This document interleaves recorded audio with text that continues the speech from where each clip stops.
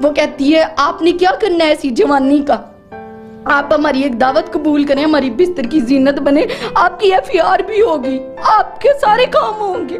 क्यों मैं बिस्तर की जीनत बनूं? जब मैं राइट पे खड़ी हूँ, मैं हक पे खड़ी हूँ, क्यों मैं बनूं किसी की बिस्तर की जीनत?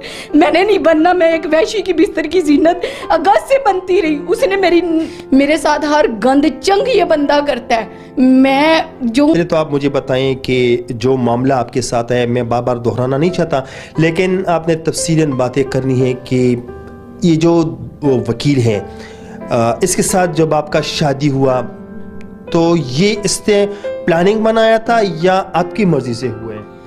ये इसकी प्लानिंग थी, क्योंकि ये मेरे घर के सामने रहता था। मैं तो खुला के लिए गई थी। एक औरत लड़ाई झगड़ों की वजह से चली जाती है खुला के लिए कि जी मुझे खुला चाहिए, मैं लड़ाई झगड़ों से तंग हूँ, मैं बहुत ज़्यादा तकलीफ़ों में हूँ, मुझे ज़्यादा चाहिए उन तकलीफ़ों से। वो उन तकलीफ़ों का नजायज़ फ़ायदा उठाता है, वो उन तकलीफ़ों का इतना कि नजायज़ फ़ायदा उठाता है कि जी मैं तो आपके ऊपर मार मिटा हूँ, आप बहुत अच्छी हैं, आप बहुत प्यारी हैं, मैं आपके बच्चे संभालूंगा, आपका सहारा बनूंगा, आप मेरे साथ जो है वो रिलेशनशिप में आए, मैं आप सुहाने ख्वाब जितने भी। अच्छा, इससे पहले उसने शादी की है? नहीं, पहली शादी मेरे साथ की है। अच्छा। ठीक है, ये शादी नहीं है, ये प्री प्लान एक गेम है जो उसने रचाई।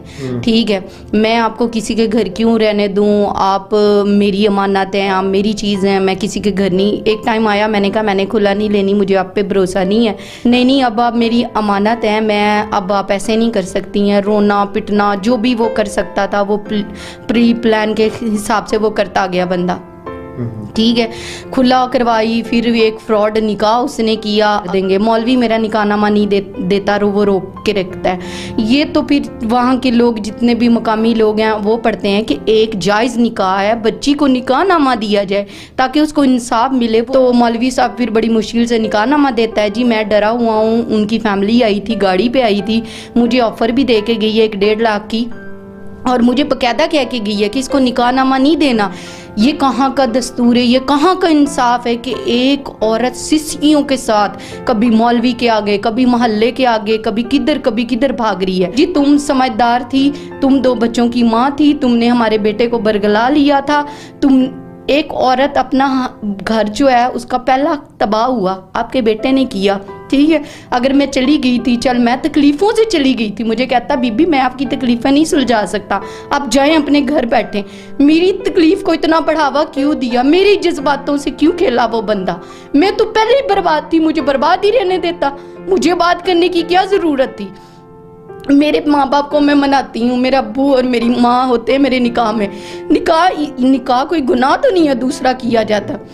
मेरा निकाह होता है, मेरे साथ निकाह करता है 4 बंदों में, मेरे साथ हर गंद चंग ये बंदा करता है। मैं जो हूँ अब गंदी हूँ, मैं टीवी पे आ चुकी हूँ।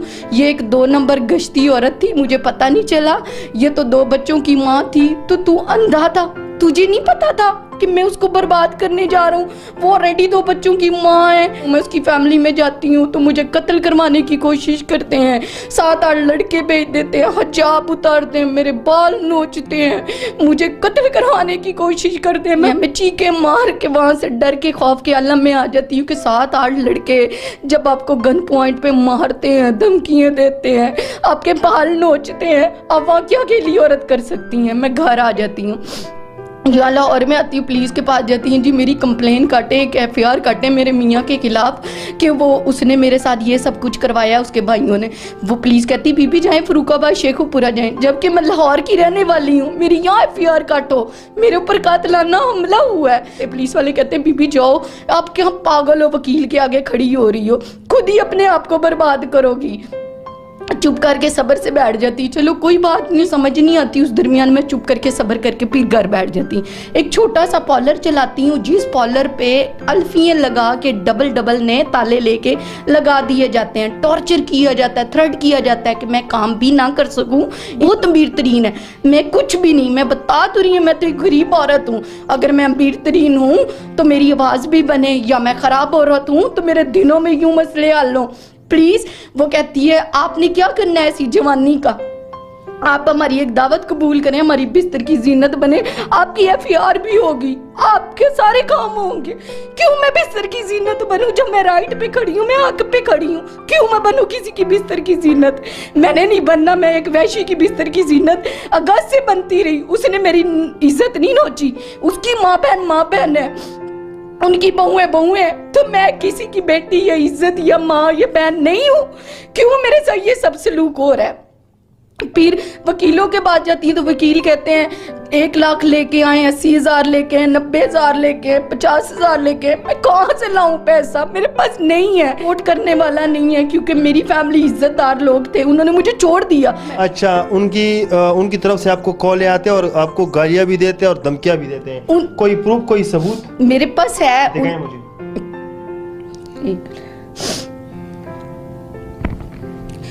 ये उनकी तरफ नहीं आता, उनके भाई के फोन पे उनके भाई की तरफ से आते हैं ना, मतलब उनके खानदान वाले तो शामिल हैं इसमें। हाँ जी। हाँ, और ये करता कौन है? ये जो आपको मतलब काले आते हैं, गालियां देते हैं, ये कौन करते हैं? अच्छा नाजरीन, अच्छा ये जो अभी वॉइस हम इन लोगों को सुना रहे हैं, ये किसकी वॉइस है? ये आमिर असलम की है। आमिर असलम कौन है? ये उसका भाई है, मेरा जेठ है। छोटा है बड़ा है? बड़ा है। अच्छा, 1 मिनट। अच्छा नाजरीन, मैं आप लोगों को दिखाना चाहता हूँ, जो वकील है उसका भाई है जिसका ये नाम ले रही है, तो उन्होंने जो इनको बातें सुनाई या गालियाँ दी हैं, तो मैं किसी भी चीज़ को, किसी भी वॉइस को म्यूट नहीं करूँगा। अगर कोई मेरे बहनें बेटे हैं, उनके साथ बच्चे हैं, तो उनको थोड़ा साइड पे करें। और ये मैं वॉइस सुनाता हूँ सिर्फ उन लोगों के लिए, ताकि इनके लिए कुछ आवाज़ उठाएं।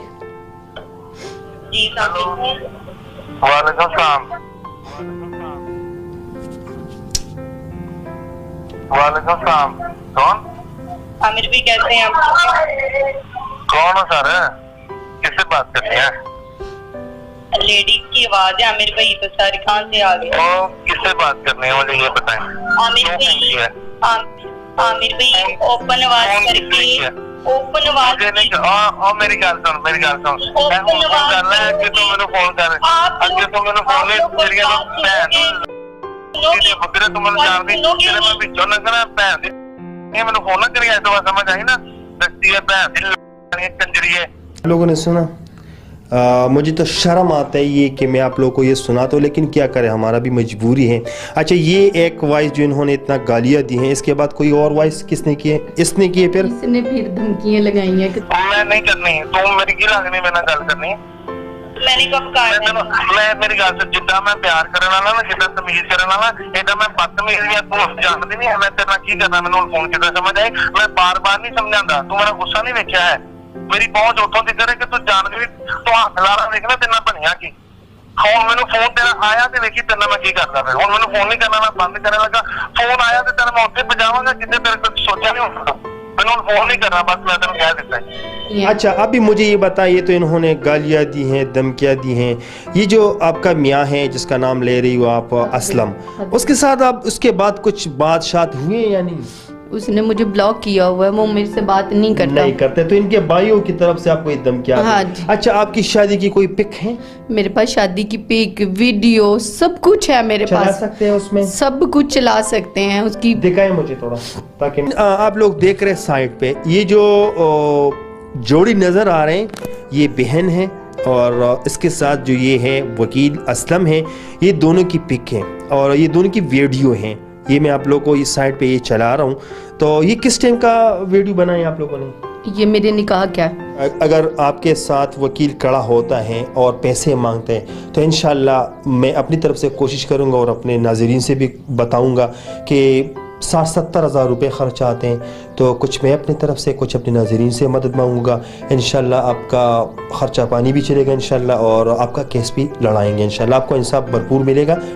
ठीक है। अच्छा नाज़रीन, औरत इतना कमज़ोर समझा जाता है बहैसियत हमारे मुल्क पाकिस्तान में कि अगर वो पुलिस के पास जाती हैं तो फिर तो पुलिस का नज़रे वहाँ जाते हैं जहाँ उनकी हवस का नज़रे हों। पहले तो उनके लिए इंसाफ दिलाती नहीं, अगर करते तो उसके बदले में जिस्म मांगते हैं। जैसे बकौल इसने कहा कि वो मुझे कहते कि मेरी बिस्तर की जीनत बनो। खुदा आप लोगों से इल्तिजा है कि